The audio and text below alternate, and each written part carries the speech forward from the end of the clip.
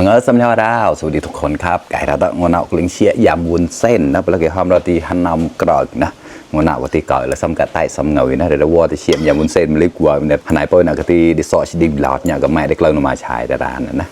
เนี่ยเงยยำวุ้นเส้นครับมีกุ้งมีปลาหมึกด้วยครับรอบเนี้ยแซ่บๆด้วยกันนะครับอย่างเดียวเลยครับวันนี้ไม่กินข้าวนะครับเนี่ยอันนี้คือหนวดหมึกกระดองเล็กๆครับแต่อร่อยนะกรอบๆเนี่ยการตั้งกุชีได้ปลาได้ยังได้เราได้เยอะเลยเป็นสมบัติการตั้งเกินหนุกแล้วภายในไลน์ได้แชร์มาต่อนะนี่ก็ตามจดยำวุ้นเส้นในคอมเมนต์อย่างนี้นะขอเปรี้ยวหวานเค็ม3 รสกระเทียมดองด้วยนะ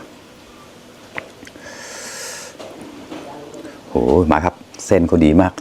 คำโตโตหมอกโตโตตอนนั้นแล้ว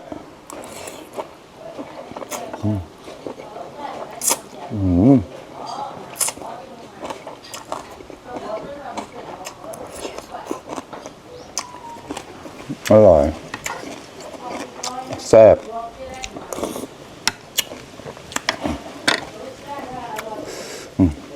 เอาดิ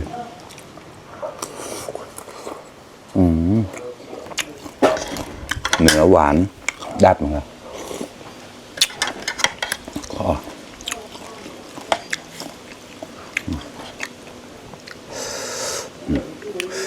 ปลาหมึกหนวดปลาหมึกนะสุกปานกระต่าย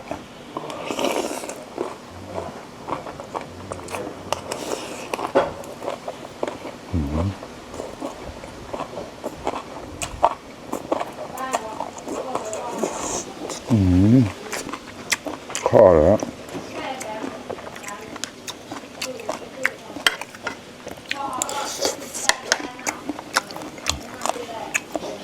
กระเทียมดอง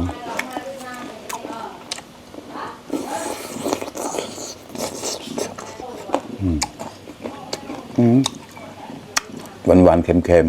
ๆและดัดเดิมเลยแล้ว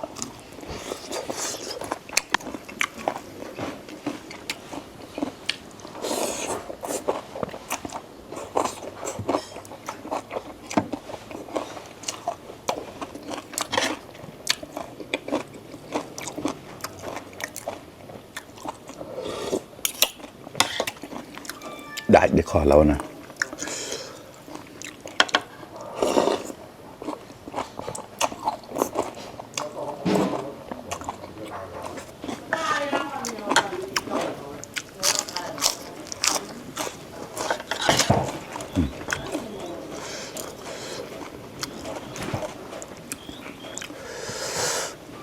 ว่าอะไรวะ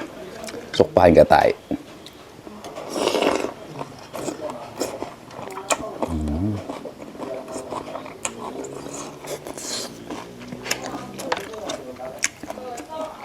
อร่อย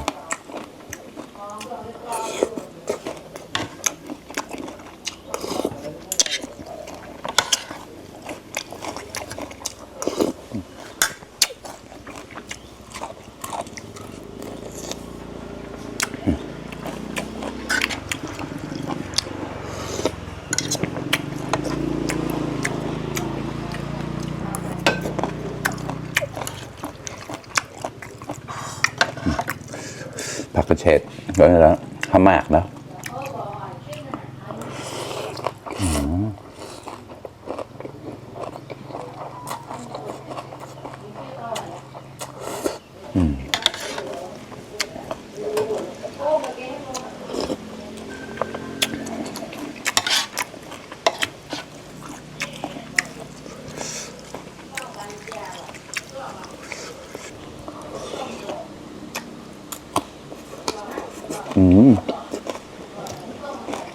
กรอบมาก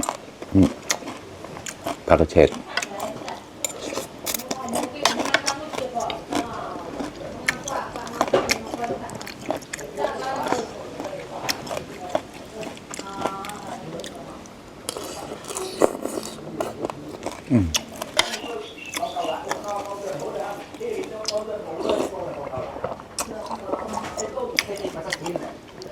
กระหล่ำ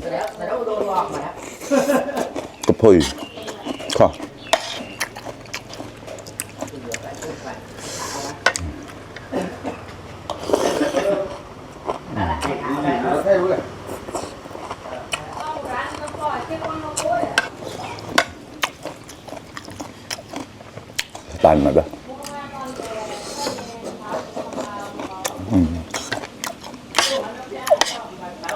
มันกลางเขาปั้นไม่นานยังก็ไปด่ากันแล้วล่ะ